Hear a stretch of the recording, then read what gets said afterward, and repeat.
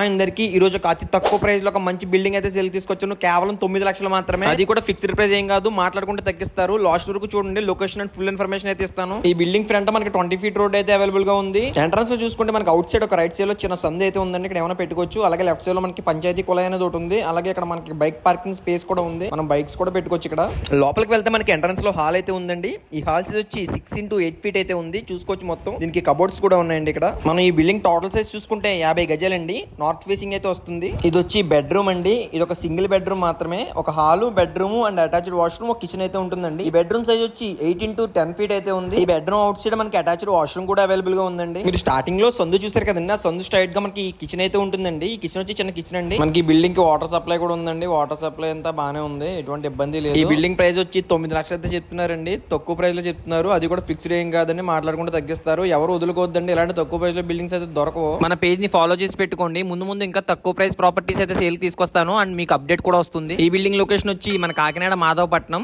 Interest ఉన్న వాళ్ళు పైన నెంబర్ కి కాంటాక్ట్ అవ్వండి. అలాగే మీ ఇల్లు అమ్మాలన్నా కొనాలన్నా మన అకౌంట్ కి అయితే మెసేజ్ చేయండి. Thank you.